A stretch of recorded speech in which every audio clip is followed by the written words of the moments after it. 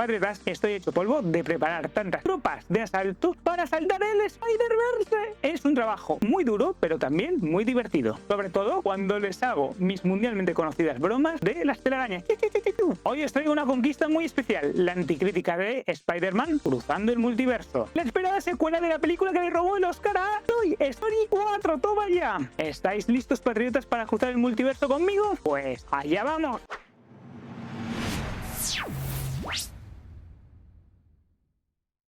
Patriotas, Spider-Man cruzando el multiverso está dirigido por tres tíos que nadie conoce, que son Joaquín Dos Santos, Ken Power y Justin Thompson. Por si os interesa, que a mí personalmente no me interesa mucho. Con un guión de dos tíos que sí que conocemos y otro que no, como son Phil Lord, Christopher Miller y Dave Callaghan. La música es de un tal Daniel Perventor, que seguro que es un crack, pero que yo nunca lo he escuchado anteriormente. ¿Vosotros lo habéis escuchado? Me lo dejáis en comentarios. La película tiene una duración de 140 minutos y nos cuenta las nuevas aventuras de Miles Morales, el anterior Spider-Man que ya vimos en la anterior película, el joven Spider-Man que ya vimos en la anterior película, y que ahora tendrá que enfrentarse a un nuevo enemigo que tiene un plan, madre mía, y tiene una pinta de chungo que no veas. Se llama La Mancha. Hombre, y ya que es con ese nombre, pues la verdad es que muy chungo, muy chungo. Bueno, yo lo envié porque era mi peor que diga mi mejor hombre o mancha, o bueno, que en definitiva no me enrollo más y continuamos.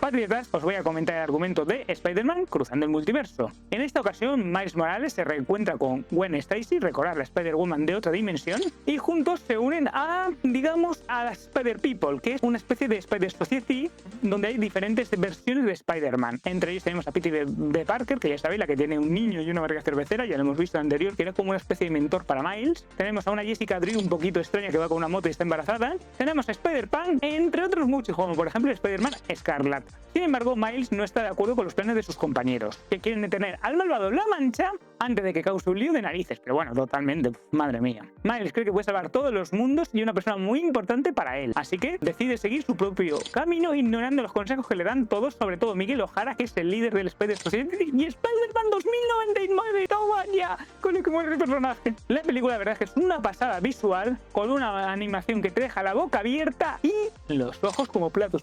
Ahora debería ir poner unos ojos animes, pero como no sé hacerlo, pues no lo voy a hacer.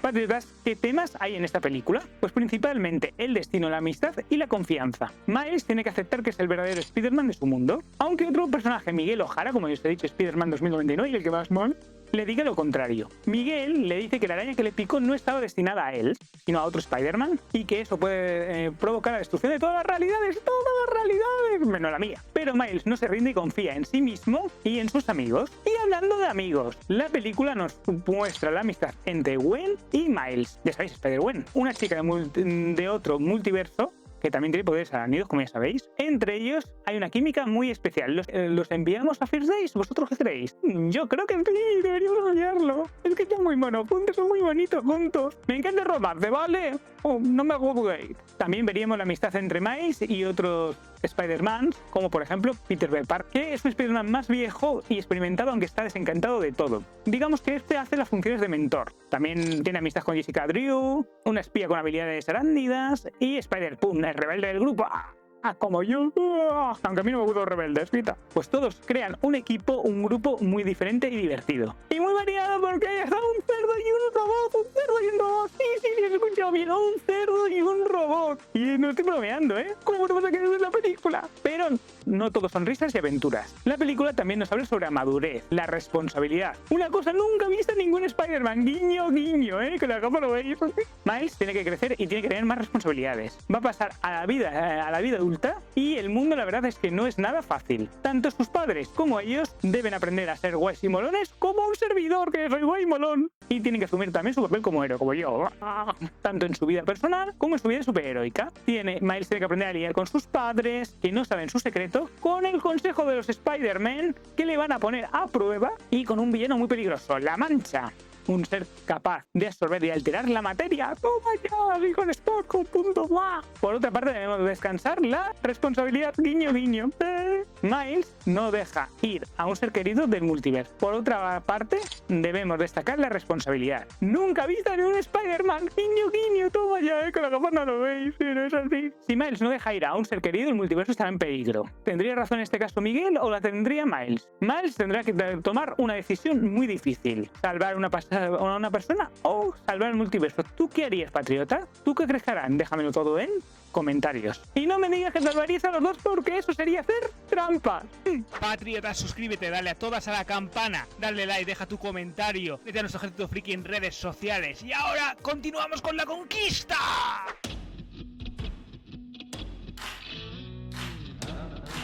Patriotas, ¿vosotros de dónde creéis que vendría la inspiración para esta película? Pues principalmente de la saga de cómics del Spider-Verse. Una saga que reúne todas las versiones de Spider-Man que existen en todos los cómics Marvel. Toma ya, que son un montón. ¡Buah, madre mía! También hay referencias a Spider-Man, referencias a Spider-Man 2099, a Spider-Gwen o a los cómics de Spider-Punk. Y por supuesto hay guiños y homenajes a las películas de Andrew Garfield, de Tobey Maguire y de Tom Holland. Es decir, a las buenas, las malas y las regulares. ¡Toma ya!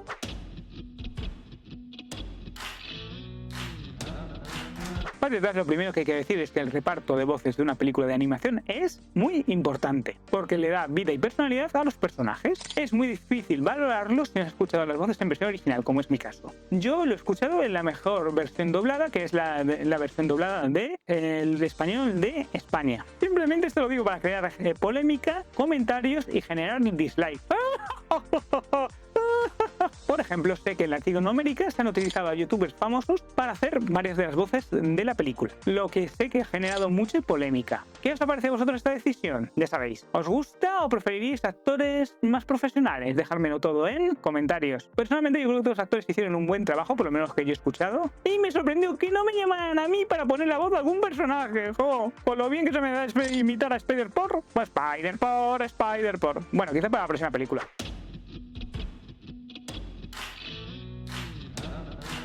Patriotas, la película tiene muchas cosas buenas, pero voy a destacar aquellas que me llamaron la atención. El estudio y análisis de los personajes, cada uno con su propio estilo, personalidad y forma de comunicarse. Me encantó cómo interactúan entre ellos y cómo se adaptaban, digamos, a las diferentes situaciones. La música, cada personaje, digamos, que tiene su propia banda sonora, que refleja su origen, su personalidad y su estado de ánimo sobre todo. La música acompaña bastante bien a la acción y crea una atmósfera única en cada escena. La distribución del tiempo. La película está bien equilibrada, digamos que dan protagonismo justo a cada personaje y a cada trama, mantiene el ritmo y el interés en cada momento. La animación. La película es una maravilla visual, con un diseño artístico impresionante y variado. Me gustó mucho que recrearan ese aspecto de los cómics con sus colores, sus texturas y sus viñetas. La calidez. La película tiene mucho corazón. Se nota en las emociones que los personajes transmiten. Los personajes son creíbles, simpáticos y te hacen sentirte identificado con ellos. El humor, digamos que es otro de los puntos fuertes. Tiene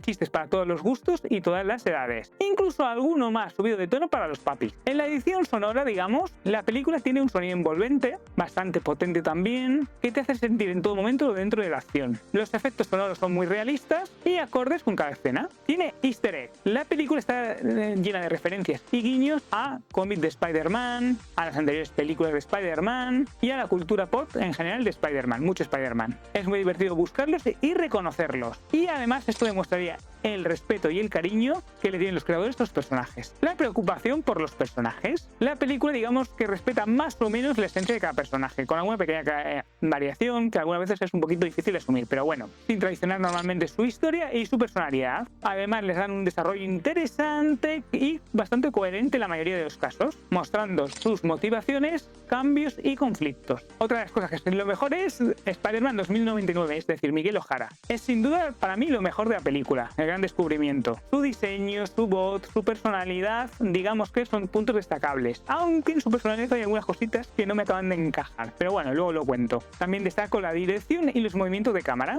Digamos que estos son más fluidos, siguiendo la acción con precisión y elegancia. ¿Y tú qué destacarías, patriota? Ya sabes dónde dejármelo.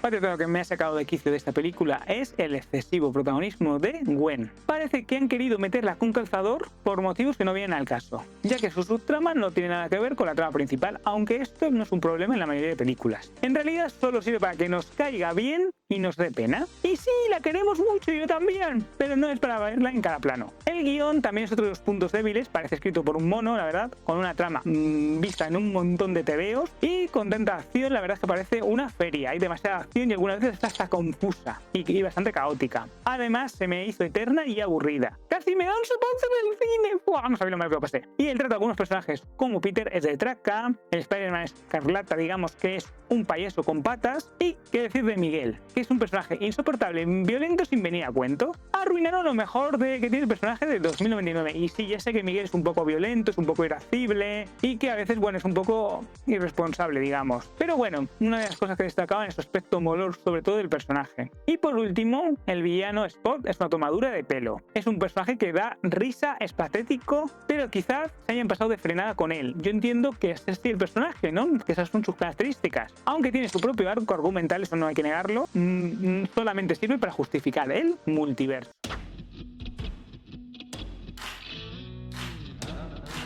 Patriotas, las secuelas tienen un hándicap y es que deben estar a la altura de la anterior. Seguir una línea coherente, ser reconocibles, pero también mostrar algo nuevo y sorprendente. Esta película es una pasada, es inteligente y está muy bien hecha, pero no sé si es mejor que la primera película. Quizás cuando se estrene la tercera parte podamos ver el conjunto completo. Recordad que la película, la tercera parte, se estrena en el 2024, estoy hablando de Beyond the Spider-Verse. No hay ninguna duda de que le voy a dar mi sello de aprobación, lo cual es un gran honor para cualquier tipo de película. Mi nota es de un 8,4, porque aunque es una gran película, todavía hay pequeños detalles que habría que pulir y mejorar.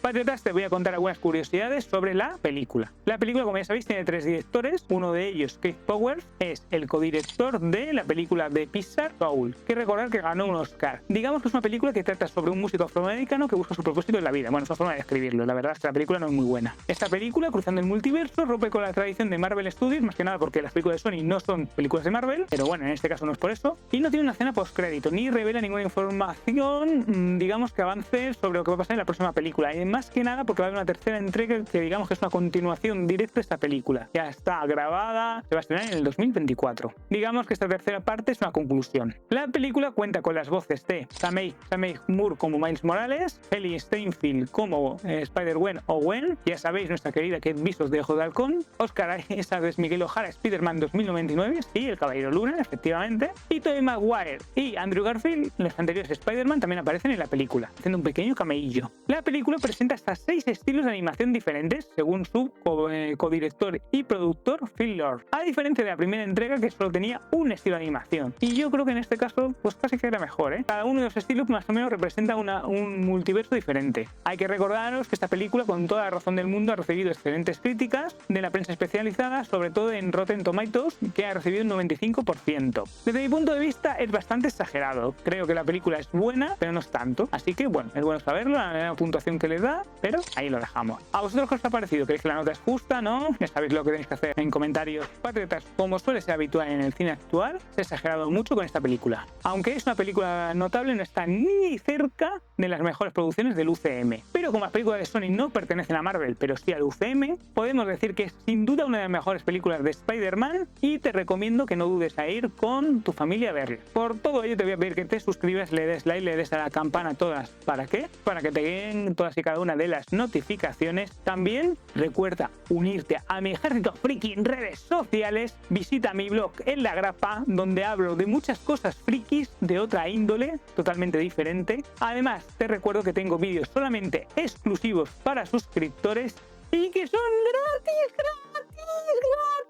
Si no, no vas a poder verlo de ninguna otra forma. Me tendrás que dar algún tipo de enlace para que yo te pueda enviar. También, Patras Friki es un refugio para los que son diferentes, que nos veríamos en la próxima conquista. Adiós y muchas gracias, patriota.